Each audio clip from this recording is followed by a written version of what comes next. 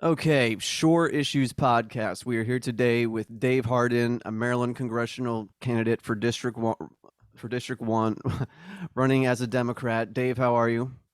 I'm great, Brian. Thanks for having me on your podcast. Really appreciate it. Appreciate you reaching out to the little folks like me to get your message out to the people. Today, can we just start on something topical? I saw on January 25th, you wrote an article for Baltimore Sun about support Ukraine but don't send U.S. troops. And the reporting as of today is that Biden has announced in front of a NATO vote that he is sending 2 to 3,000 troops to Romania, Poland, I think Estonia as well. What's your reaction to that? So, Brian, as you may know, I grew up in rural Maryland. I have deep, deep roots here. And I also have a national security background. I was a Foreign Service officer for 22 years, and I worked on the toughest issues of our time.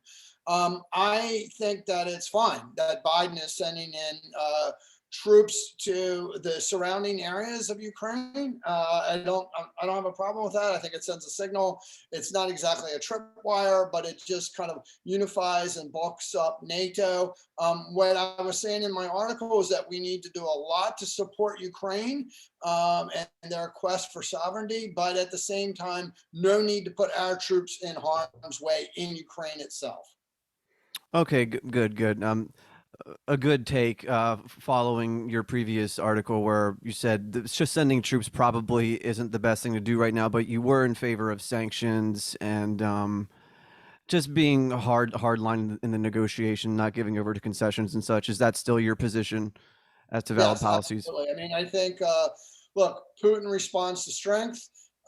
America, not only represents kind of a big vision of what the world could be over the next generation or in the next century, but we remain a strong country, and I think our alliance with NATO and our broader alliance with Western Europe is something that signals our strength and our alliances. That's the one thing that we have versus China and Russia. We have a network of alliances that are deep and real and on sustained values.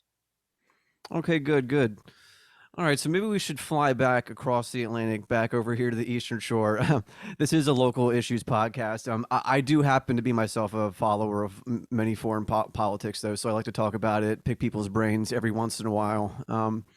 So yeah, you talked a little bit about where you're from. So yeah, could you talk about your ID politics, who you are, where you're from, and why you're running for District 1?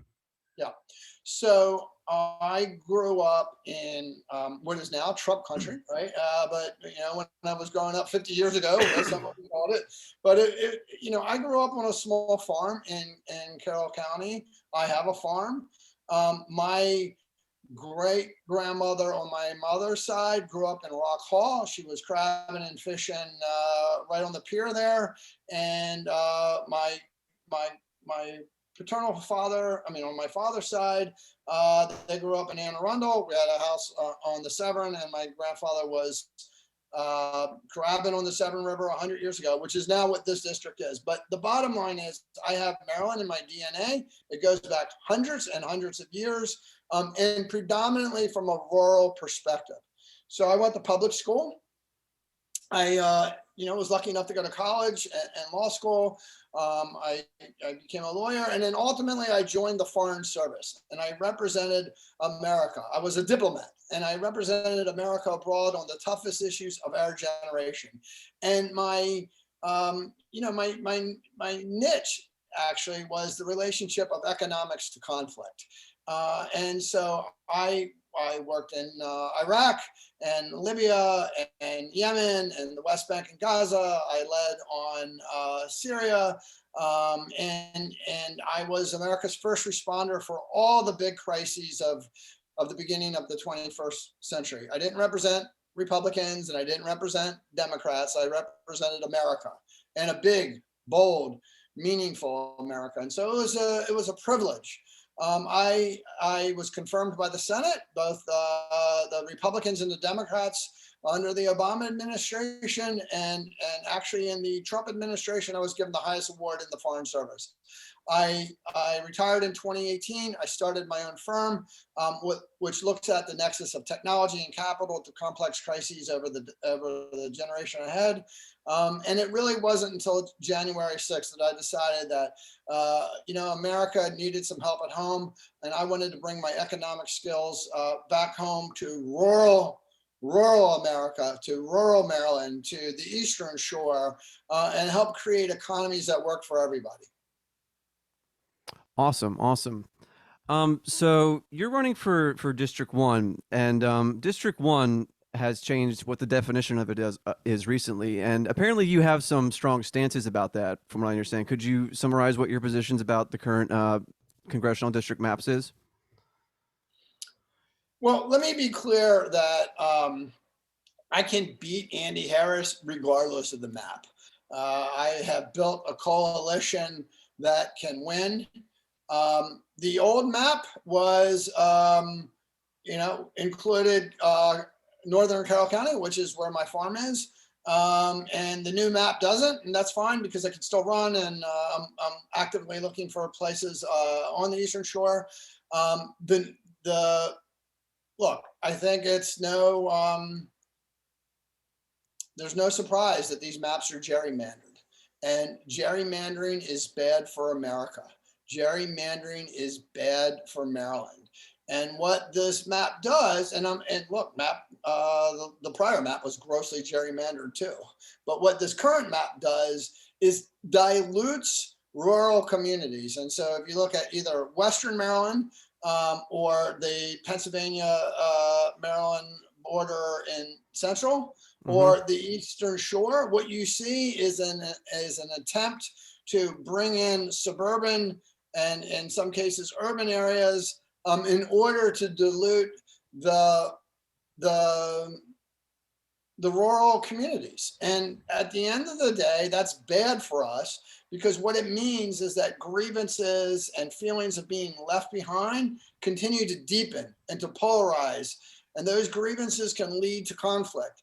And what I would like to do is have both the Democrats and Republicans be competitive everywhere, right? So you don't cede the rural areas to Republicans, and you don't cede the urban areas to Democrats, but rather you have a robust competition of ideas wherever the people are. You meet the people on their terms, and you try to solve those issues. So, that's kind of a philosophical point. I can go into the more details of this map if you'd like, though. So from what I gather, is that ideologically, it's not hard to agree that gerrymandering is bad for the country. Correct. I think a lot of common folks can understand that having partisan groups draw these district maps creates skewed results that alienates voters. Does your position about that change at all in the light of the John Lewis Act failing? Which was going to kick these decisions back up to the federal level for state-drawn districts maps. Like, Yeah. Well, let me answer that, but let me from give you. what I'm trying to say is that there's 250 plus Republicans that voted no, that they want to continue with the current system of gerrymandering. So, Right. Yeah. Look, gerrymandering is terrible and it's wrong, and it doesn't matter who does it, it's wrong. Um, so let me give you an example. In 2010, the Maryland gerrymandered the map that is that lasted for a decade. And my opponent, for instance, Heather Mazur, who was a Tacoma Park delegate, voted for that, right? But at the end of the day, what it did was make the Eastern Shore completely non-competitive for anybody else but Andy Harris. And so we entrenched somebody like Andy Harris, who is bad for our democracy, bad for our future, bad for the economy, in a locked position for a decade. And so that is in part why any kind of anti-gerrymandering bills that are circulating through the federal government fail, because you have people like Andy Harris that are completely entrenched in there. I don't have an easy answer, right? I do think that we need voting rights. I do think we need to eliminate the risk of polarization through gerrymandering, and you do see some movement in that direction, and you see counter movement in other direction. But I think we also need to be clear that at the end of the day, we need a democracy. And that democracy means people can vote, that it's easy to vote, that there's integrity and freedom and meaning behind that vote, and that the votes aren't chopped up in a way that just drives division. So yeah, when I get into Congress, I'm going to make sure that we don't that we do better. And it's a massive problem because you know what? The Democrats lose 90% of all rural counties in America. The Democrats are effectively um, functionally incapable of winning in rural America. That's a problem for us as a country. Okay, okay. So all right, so talking, we now know that the new Maryland congressional map is kind of reaching over into Annapolis across the bridge a little bit.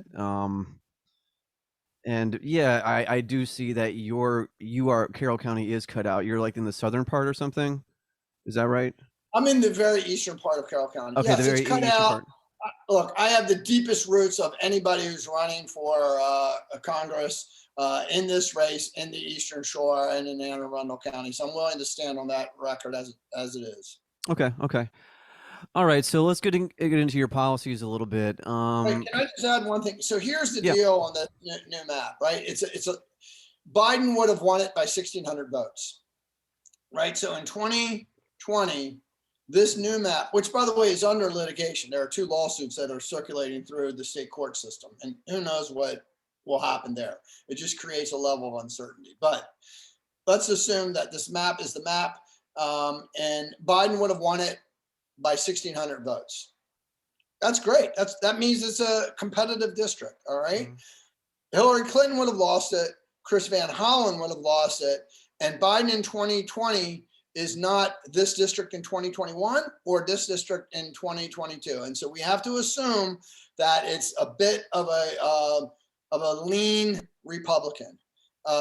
Maybe 5 to 8 points lean Republican. And so that means that, given what will be a tough uphill battle for a lot of Democrats, and given the fact that there are still 10 counties in this district that are rural, it means that the Democrats have to win if they want to blunt the rise of authoritarianism and Donald Trump, and they have to win by winning, right? And that means you got to take the Hogan Republicans, the right center independents, and the broad spectrum of Democrats. So you must win.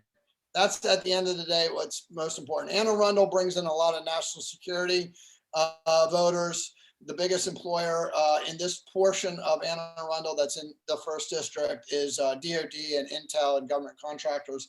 So I feel very confident about where we are in Anne Arundel. Okay, okay, good, good. Yeah, so can we get into some of your policies for Sure. MD01? Let's start with Maryland jobs and economy. Could you tell me what policies you're in favor of? All right, let's be clear about a couple of things. So climate impact will disrupt the economy in ways we don't even envision over the next decade. And so, if you own a gas station or you're a diesel engine mechanic or you haul oil, you're going to be your job is at risk over the next decade. There's just no doubt about it. Our opportunity is to research and innovate and build and sell the solutions, the climate solutions, the technology solutions, not only for this district, but for the world, right? So we could seize the future that is coming our way. But it doesn't matter if you're a climate skeptic or you believe in climate change. It simply doesn't matter because what's happening, it's already been decided. Capital and technology is moving towards climate solutions. So the only choice between for MD1 or for Maryland or for America for that matter is for us to decide if we're going to buy from those who are building the climate solutions or if we're going to build them and sell them to the world. So I want to build them for the world. Okay, could you be specific what type of climate solutions you're in favor of? For example, Orsted, the new off the coast of Ocean City, the wind. Yeah. Yeah, are you in favor of that, for Yeah, example? no, let me be very clear about all this. So renewables and the price of renewables have come so far down that it is very competitive as a production matter. And so yes, solar and wind, the wind off the coast of the Atlantic, all that. Yes, yes, yes, yes, yes. And you know what? I know it's controversial, but I can tell you one thing. If we don't do it, Virginia and Delaware are going to do it. We're going to be buying from them. So what I would really like to do is for us to be not only install the wind turbines, but I'd like us to manufacture the steel in Sparrows Point. I would like us to get capabilities to do deep sea welding and have our guys and our women do deep sea welding, not off just the coast of Ocean City, but off the coast around the world.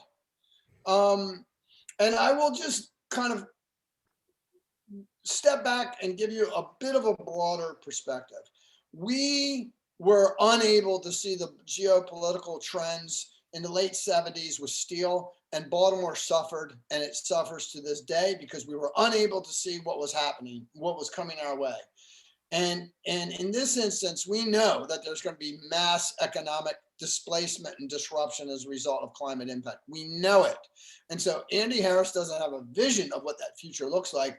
I do, and we can build towards that future. We've done this before when we set up the Defense Advanced Research Project Agency during World War II, and we have the Aberdeen testing ground in Harford County where we test new technologies, right? That kind of research and innovation and science has allowed us to, really shape the future. We could do this with something similar for both climate and energy right now. So with a little bit of investment, we are driving both the known and unknown solutions for the world. And we have access to capital in this district, and we have access to some of the best human talent on the face of the earth. Okay.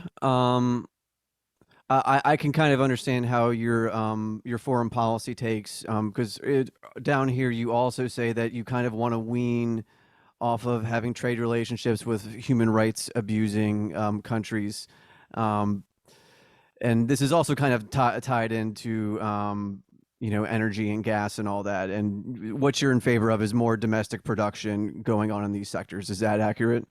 Yeah, it's accurate. So let's take China for a second. Yeah. So, and that's a great example of where we lost the steel industry and we've continued to have lost it, right?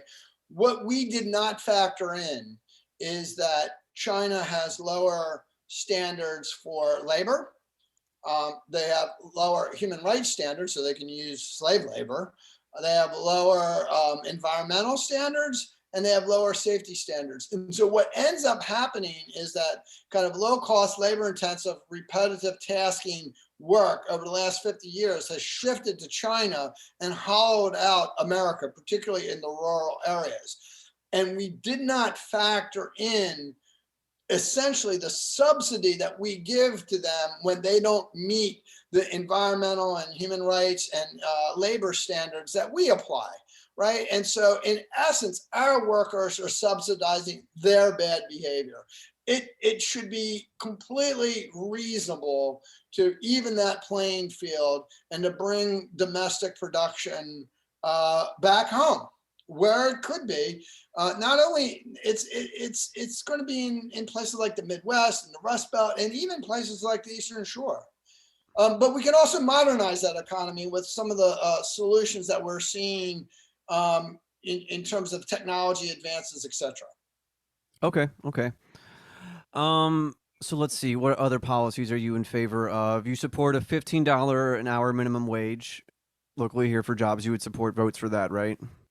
Yeah. I do want to be clear though that that's a bit of a tricky issue. So on the state level, Maryland has already committed to the minimum wage, and secondly, the minimum wage hasn't moved, right? It hasn't moved in decades, and so a $7.25 minimum wage doesn't really work. But in places where rural economies are attached, let's just say right outside of DC and Chevy Chase, $15 minimum wage might even be too low, right? Maybe it needs to be a little bit higher, or maybe it is, maybe it is. But in Dorchester, it's going to be a little bit tough, and so there's going to be, in essence, almost like that flat rate minimum wage basically slightly hurts rural economies in favor of urban economies. And so I think that there needs to be some kind of countervailing offsets into rural economies that make it more competitive, like, let's say, broadband, okay, or some kind of AI adaption in rural economies that would allow them to be more competitive, or better connectivity or better connections to high-end markets, right? So what we don't want to have happen is the labor wage bill ekes up in urban areas and it depletes further the hollowing out in rural areas. We must be able to make sure that rural areas are going to be able to succeed.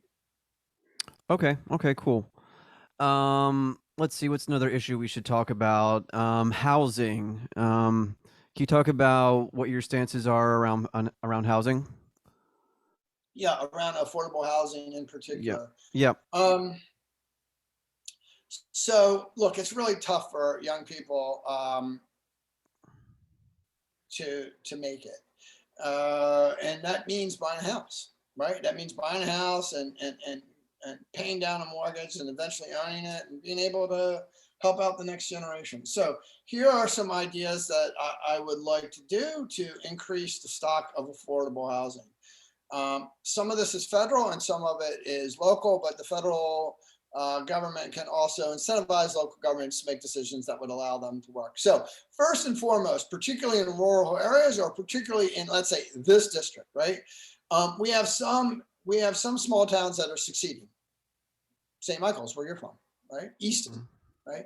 But you have some that are struggling. Let's say Elkton, or even Cambridge, right? And so, you can do a few things right off the bat. Number one, you can increase zoning so that there's more multifamily housing and that small towns are economically more viable. There's more walkability, there's more housing, there's more jobs, there's more businesses on Main Street where there's a bit more of a thriving local micro economy. And St. Michael's would be a good example, but that's very tourist based. But take that example of St. Michael's where there's like almost like a small ecosystem surrounding its economy, and figure out ways in which you can replicate that to other small towns in the Eastern Shore.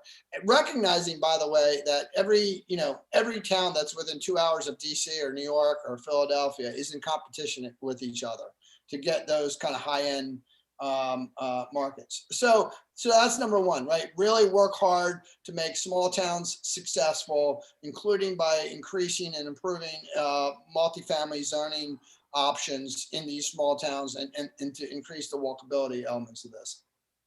Okay. Secondly, Hmm.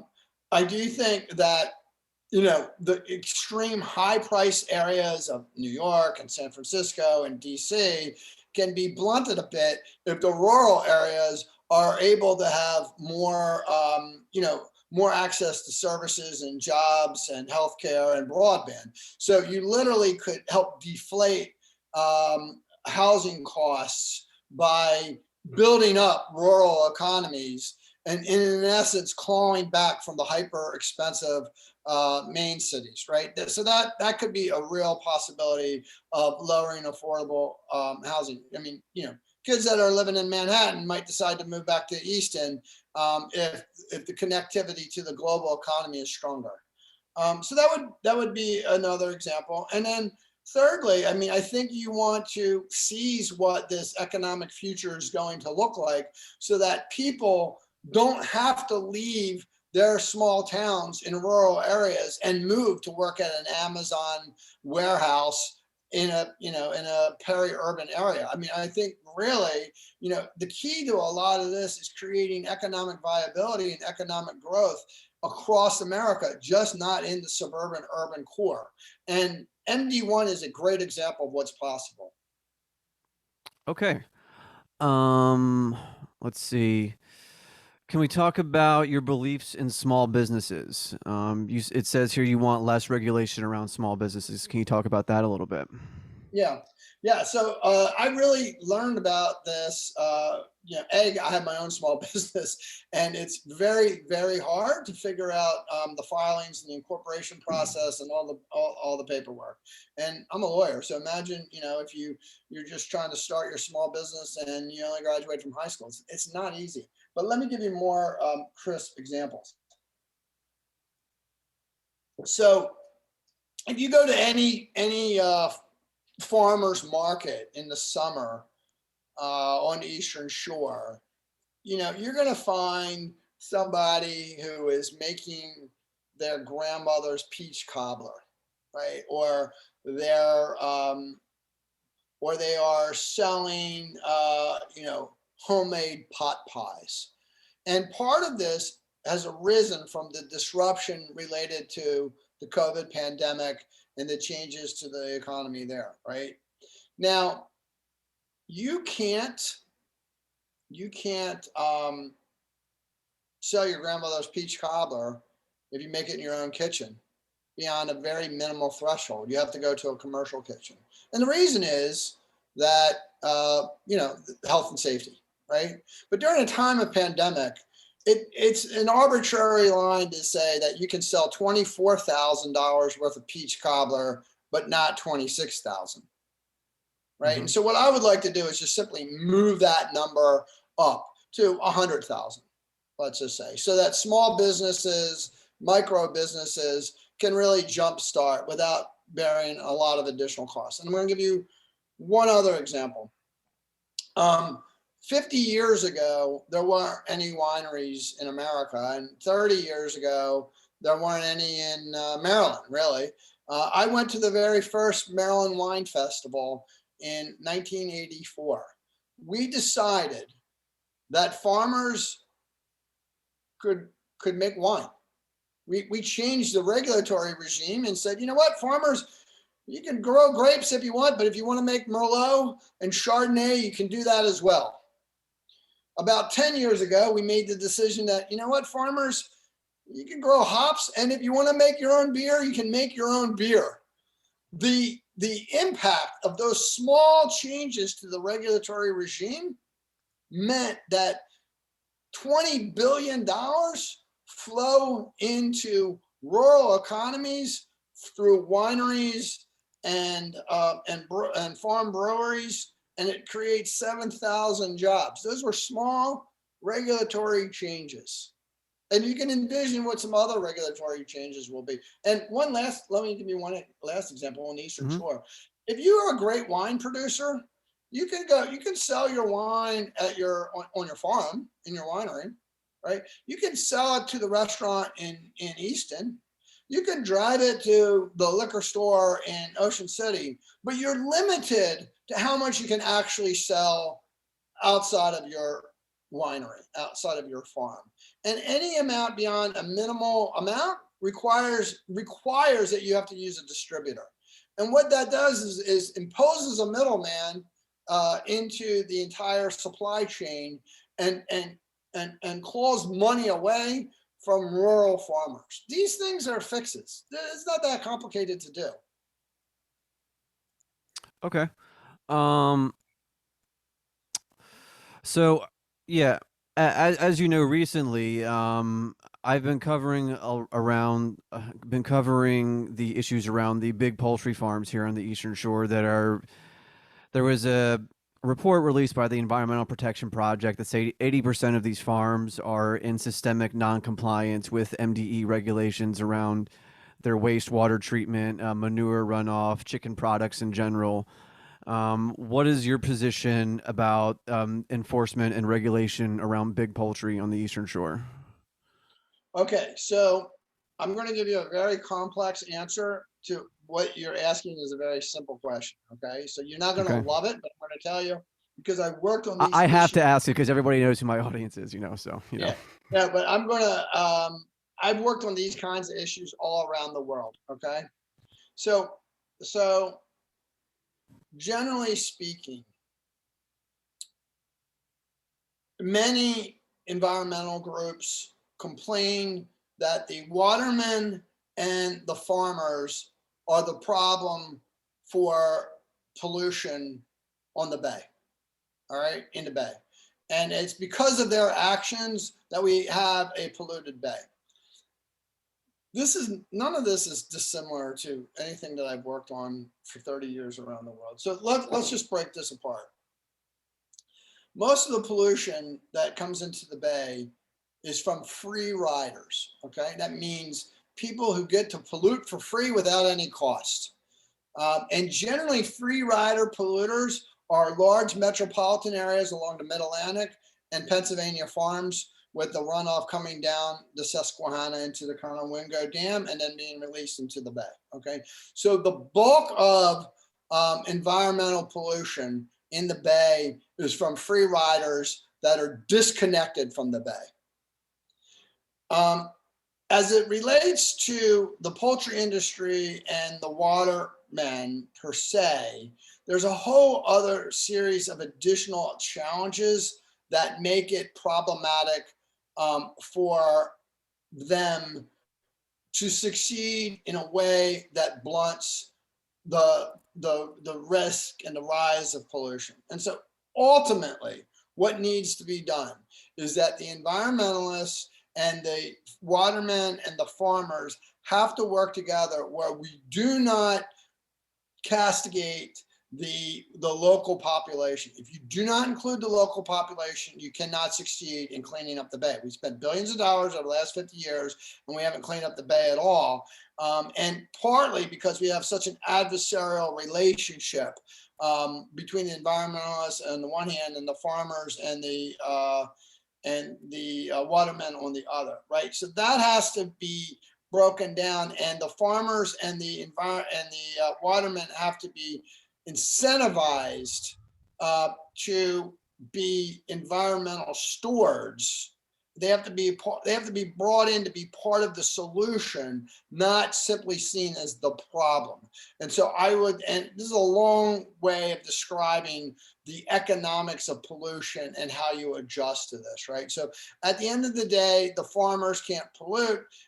There's lots of technology that could break our way in terms of remote sensing and AI and very careful adaptation and even higher yield organic farming or regenerative farming that is connected to higher end markets. All of these things could break our way, but what can't happen is that there be a complete adversarial relationship between the local population of farmers and watermen on the one hand and environmentalists on the other, because the environmentalists won't win.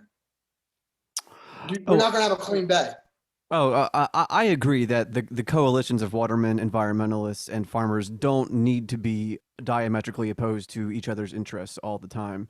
And I think that community enforcement around some of these, private polluters can be encouraged, because the current model is that they basically police themselves internally, and they don't have very good paperwork, this and that. And so I say all this to say that you say here that you believe that there's too many regulations around small businesses. I wasn't sure if the poultry farms were what you were referring to, but I would say that there's a lot of examples where there's not enough regulation or just a lack of enforcement altogether. So okay, so let's just break this apart. What I've described is regulations that impede small businesses and entrepreneurs from growing. So that's your and there's always a cost benefit on regulations. I totally understand that, and they should be debated. So when I gave you the examples of commercial kitchens or the ease of filing and doing business in Maryland, which is not easy at all, or the changes surrounding, let's say, wineries or breweries or distribution, those are examples of regulations where I think that the cost outweighs the benefit. I'm not saying that that's the case everywhere, but I am going to give you another example since you're an environmentalist. And by the way, I am too. I actually have written and spoken and have a long public record on environmental issues and climate change. I mean, I actually get paid to do this when I'm not running for Congress. And so what I'm describing to you is kind of the economics of how all of this can work in a way that's going to produce better results. Because right now we're not getting any results, but you could envision energy production and distribution in the next 10 years to be completely different than what it is. But it's actually very hard to set up a lot of solar panels on your property and to sell into the grid. There's permitting processes, regulatory processes, monopolistic interests that cut against small scale production and distribution in a way that hampers a rapid transformation into decentralized renewable energy production. Okay, there are limits. You can only put solar panels on your house, okay, on the size of the roof of your house. And if you wanted to put in an extra 10% on your property, it's very, very hard to do that because it slips into some kind of commercial distributor regulatory regime. And just think about that for a second, right? We could literally put money in rural households by simply accelerating solar production and distribution into the grid.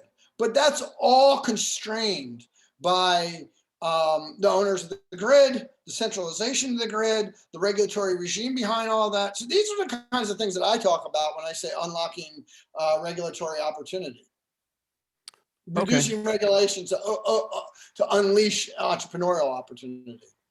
Okay, I understand. I understand. Okay.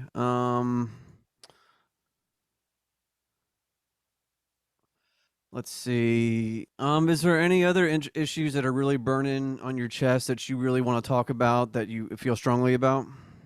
Yeah. So I want to go back to the rural, the rural divide here.